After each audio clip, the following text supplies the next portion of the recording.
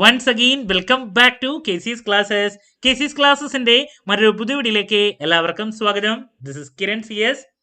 Kerala PSC junior accountant category number 363-324-2025 ഈ ഒരു പോസ്റ്റിന്റെ കൺഫർമേഷൻ ഡേറ്റ് അനൗൺസ് ചെയ്തിരിക്കുകയാണ്.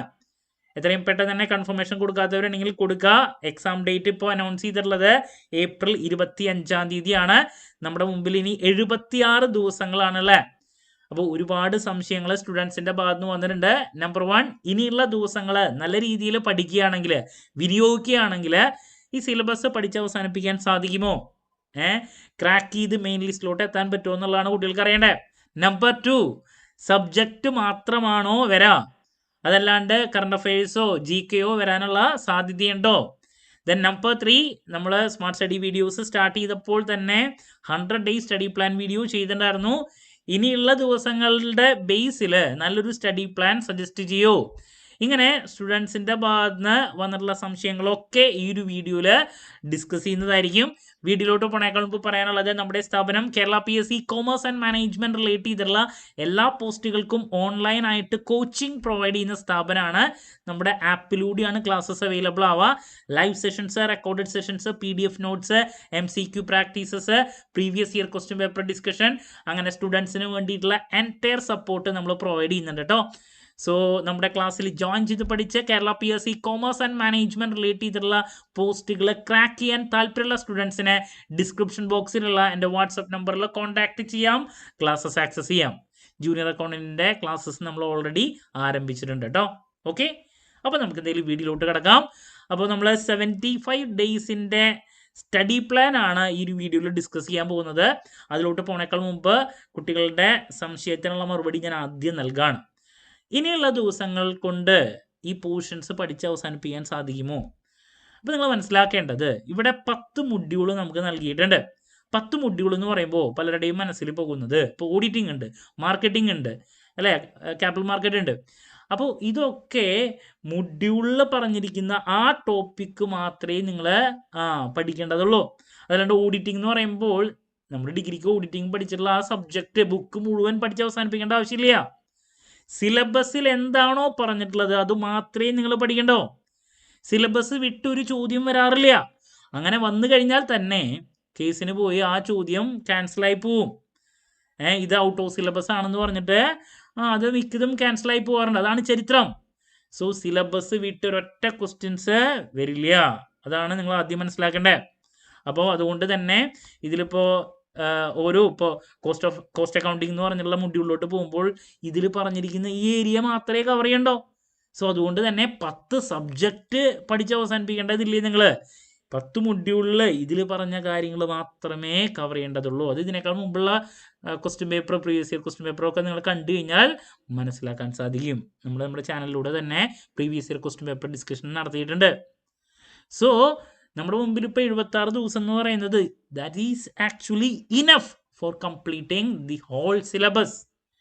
ഓക്കെ, ഇനി രണ്ടാമത്, നമുക്ക് സബ്ജക്റ്റ് അല്ലാണ്ട് കറണ്ട് അഫയേഴ്സോ GKയോ വരാൻ സാധ്യതയുണ്ടോ?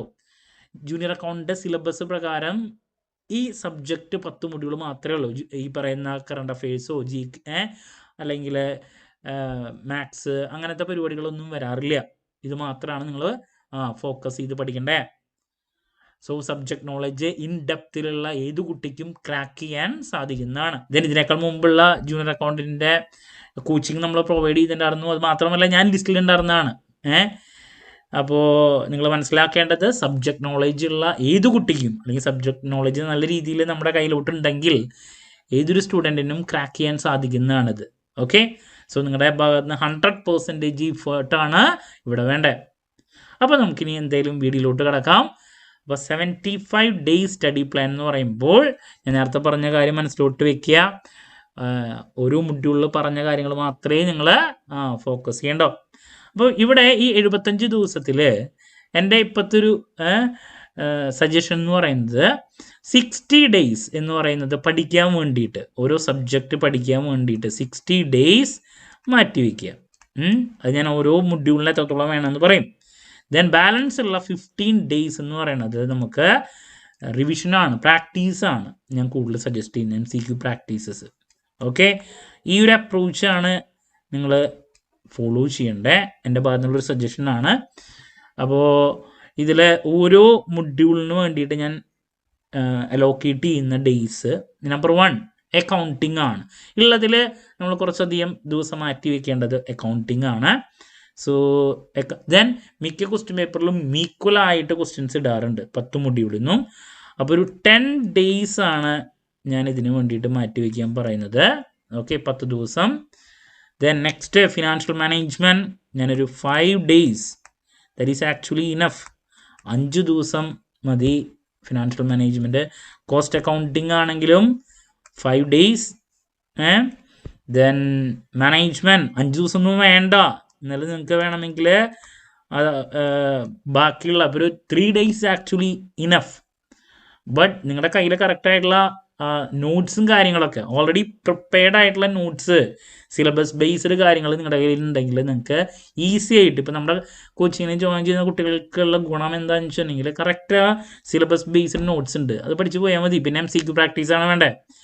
ആ സിലബസ് ബേസ്ഡ് ആയിട്ടുള്ള നോട്ട്സ് കൊടുത്തു, അതിനുശേഷം കൺസെപ്റ്റ് കിട്ടി കുട്ടി, പിന്നെ MCQs ഈ പറയുന്ന കൺസെപ്റ്റ് നോളജ് എത്രത്തോളം ഉണ്ടെന്ന് അറിയാൻ വേണ്ടിയിട്ട് കൂടുതൽ പ്രാക്ടീസ് ചെയ്യാണ്, അതാണ് വേണ്ടത്. പിന്നെ ഓക്കെ, അപ്പോൾ ഒരു 3 ദിവസമൊക്കെ ദാറ്റ്സ് ഇനഫ്. 3 ദിവസമൊക്കെ മതി, അതന്നെ കൂടുതലാണ് മാനേജ്മെൻറ്റിനൊക്കെ.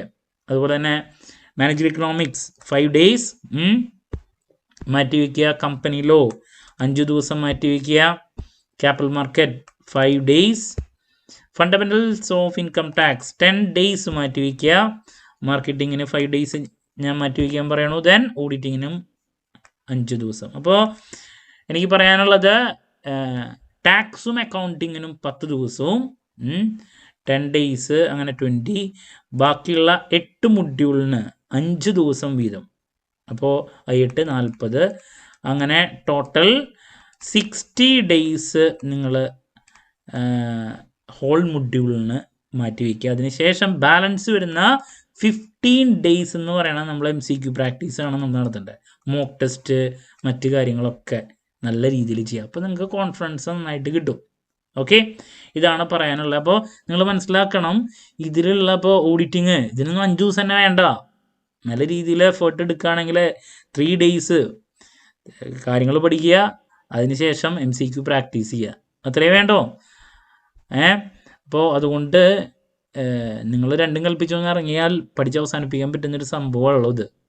ബട്ട് ഇതിൽ ഏറ്റവും ഇമ്പോർട്ടൻ്റ് ആയിട്ടുള്ളൊരു കാര്യം, PSC ക്രാക്ക് ചെയ്യുന്ന എല്ലാ കുട്ടികളുടെയും ഏറ്റവും ഇമ്പോർട്ടൻ്റ് ആയിട്ട് പറയാനുള്ളത് കൺസിസ്റ്റൻസിയാണ്. പഠനത്തിൽ കൺസിസ്റ്റൻസിയാണ് വേണ്ടത്. ഒരു ദിവസം അങ്ങോട്ട് ഇറങ്ങി തിരിച്ച് കുറേ സമയം പഠിച്ചു കഴിഞ്ഞാൽ ഇതൊന്നും നടപടിയാകണ കാര്യമല്ല. എന്ന് വെച്ചിട്ടുണ്ടെങ്കിൽ പലരും ഒരു മോട്ടിവേഷൻ കയറിയിട്ട് ഇങ്ങോട്ട് പഠിക്കാനിരിക്കും. ആദ്യത്തെ ദിവസം തന്നെ 4-5 മണിക്കൂർ, പിറ്റേ ദിവസമൊക്കെ അത് കുറഞ്ഞു വരും.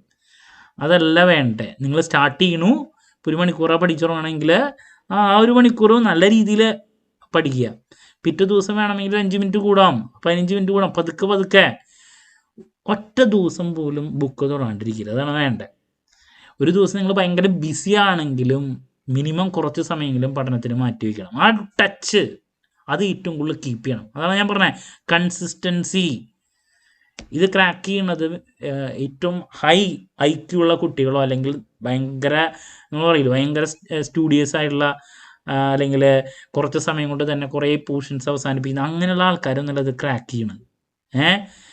കൺസിസ്റ്റൻ്റ് ആയിട്ട് പഠിച്ച് കൺസെപ്ച്വൽ നോളേജ് ഉണ്ടാക്കാൻ സാധിക്കുന്ന ആൾക്കാരാണ്. ദെൻ സിലബസ് ബേസ്ഡ് പഠനം. അതല്ലാണ്ട് ഇപ്പോൾ അക്കൗണ്ടിങ് എന്ന് പറയുമ്പോൾ നമുക്ക് ഇതിൽ പറഞ്ഞുള്ള കാര്യങ്ങൾ, അല്ലെങ്കിൽ ഓഡിറ്റിംഗ് എന്ന് പറയുമ്പോൾ അതിൽ പറഞ്ഞുള്ള കാര്യങ്ങൾ മാത്രമേ നിങ്ങൾ നോക്കണ്ടോ, അതിൻ്റെ ഉള്ളിൽ നിന്നുള്ള ചോദ്യങ്ങളെ വരുള്ളൂ. അതല്ലാണ്ട് എന്തെങ്കിലും ചോദ്യങ്ങൾ വന്നിട്ടുണ്ടെങ്കിൽ അവിടെ കേസിന് പോകും കുട്ടികൾ, ആ ചോദ്യം ക്യാൻസലായി പോവും. അത് ഇതിനേക്കാൾ മുമ്പ് PSC ഒക്കെ സബ്ജക്ട് ബേസ് ചെയ്തിട്ടുള്ള എഴുതിയ കുട്ടികൾക്ക് അറിയാൻ സാധിക്കും. പലപ്പോഴും അങ്ങനെയുള്ള ചോദ്യങ്ങൾ വന്നിട്ട് എത്ര ചോദ്യങ്ങളാണ് ക്യാൻസലായി പോവുക. ദെൻ ബാലൻസ് ഉള്ള ചോദ്യത്തിൻ്റെ ബേസിലായിരിക്കും പിന്നെ കട്ട് ഓഫ് ഇടുക. ഓക്കെ, അപ്പോൾ ഇതൊക്കെ നിങ്ങളുടെ മനസ്സിലോട്ട് വേണ്ട കാര്യങ്ങളാണ്. അപ്പോൾ ഇനി ഉള്ള 76 ദിവസവും ഞാൻ നിങ്ങളുടെ കൂടെ ഉണ്ടായിരിക്കും. എല്ലാ ദിവസവും നമ്മൾ ഈവനിങ്ങിന് വീഡിയോസ് അപ്ലോഡ് ചെയ്യുന്നതായിരിക്കും. MCQ പ്രാക്ടീസ് പരമാവധി ചെയ്യുന്നതായിരിക്കും. ദെൻ ലൈവ് ഡിസ്കഷൻ എല്ലാ വീക്കെൻഡിലും നിങ്ങളുടെ മുമ്പിൽ ലൈവ് വരാൻ ഞാൻ ശ്രമിക്കുന്നതാണ്. ലൈവ് അറ്റൻഡ് ചെയ്യാൻ നിങ്ങൾ ശ്രമിക്കുക. ദെൻ നിങ്ങൾക്ക് എന്തൊക്കെ സംശയങ്ങളുണ്ടെങ്കിൽ അതൊക്കെ കമൻറ്റ് ചെയ്യാം. അതിനുള്ള മറുപടി എല്ലാ ദിവസത്തെ വീഡിയോസിൽ ഞാൻ നൽകുന്നതായിരിക്കും. ദെൻ ഞാൻ പറഞ്ഞു കോമേഴ്സ് ബേസ് ചെയ്തിട്ടുള്ള സബ്ജക്റ്റ് ബേസ് ചെയ്തിട്ടുള്ള കോച്ചിങ് ആണ് നമ്മുടെ സ്ഥാപനം പ്രൊവൈഡ് ചെയ്യുന്നത്. അപ്പോൾ ഇത് കഴിഞ്ഞാൽ നെക്സ്റ്റ് നിങ്ങളുടെ മുമ്പിൽ ഇപ്പോൾ ലെക്ചർ ഇൻ കോമേഴ്സ് വരുന്നുണ്ട്. പക്ഷേ കുറേ കുട്ടികൾക്ക് അത് അറ്റൻഡ് ചെയ്യാൻ സാധിച്ചില്ല, അപ്ലൈ ചെയ്യാൻ സാധിച്ചില്ല. അവിടെ DCP എന്ന് പറയുന്ന ക്വാളിഫിക്കേഷൻ ഇല്ലാത്തതുകൊണ്ട് ഇതിനേക്കാൾ മുമ്പൊക്കെ കുട്ടികൾക്ക് പറ്റുന്നുണ്ടായിരുന്നു. അവിടെ MCOM ഫസ്റ്റ് ക്ലാസ് ഉണ്ടെങ്കിൽ അപ്ലൈ ചെയ്യാൻ പറ്റും. ഇത് സാധിക്കുന്നില്ല. അപ്പോൾ അതുകൊണ്ട് തന്നെ നമ്പർ ഓഫ് കാൻഡിഡേറ്റ്സിൻ്റെ എണ്ണം കുറഞ്ഞു. അത് കഴിഞ്ഞ് സ്റ്റേറ്റ് ടാക്സ് ഓഫീസർ വരുന്നുണ്ട്, അതിൻ്റെ കോച്ചിങ് കൊടുക്കും നമ്മൾ. അതുപോലെ assistant professor in commerce management ഇതൊക്കെ കൊടുക്കും. അപ്പോൾ നമ്മുടെ ചാനലിലൂടെ ഒന്ന് പോയി കഴിഞ്ഞാൽ കാണാൻ സാധിക്കും കോമേഴ്സ് ബേസ് ചെയ്തിട്ടുള്ള കോച്ചിങ്ങുകൾ കൊടുത്തതിൻ്റെ ഡീറ്റെയിൽസ്. ഓക്കെ, അപ്പോൾ നിങ്ങൾക്ക് വേണ്ടിയിട്ടുള്ള എൻറ്റയർ സപ്പോർട്ട് ഇനി എക്സ്പെക്ട് ചെയ്യാം. നമ്മുടെ ക്ലാസ്സിൽ ജോയിൻ ചെയ്യാൻ താല്പര്യമുള്ള കുട്ടികളെ എത്രയും പെട്ടെന്ന് തന്നെ ഡിസ്ക്രിപ്ഷൻ ബോക്സിലുള്ള എൻ്റെ വാട്സപ്പ് നമ്പറിൽ കോൺടാക്റ്റ് ചെയ്യുക, ക്ലാസ്സസ് ആക്സസ് ചെയ്യുക, പഠിച്ചു തുടങ്ങുക. ഓക്കെ, അപ്പോൾ ഒരുപാട് കുട്ടികളുടെ സ്വപ്നമാണ് ഒരു ഗവൺമെൻറ് ജോബ്. രണ്ടും കൽപ്പിച്ച് പഠിച്ചാൽ നിങ്ങൾക്കത് നേടാൻ സാധിക്കുന്നതാണ്. മറ്റൊരു വീഡിയോയുമായി വീണ്ടും കാണാമെന്നുള്ള പ്രതീക്ഷയോടെ നിർത്തുന്നു. This is Kiran CS signing off. Have a nice day. Thank U.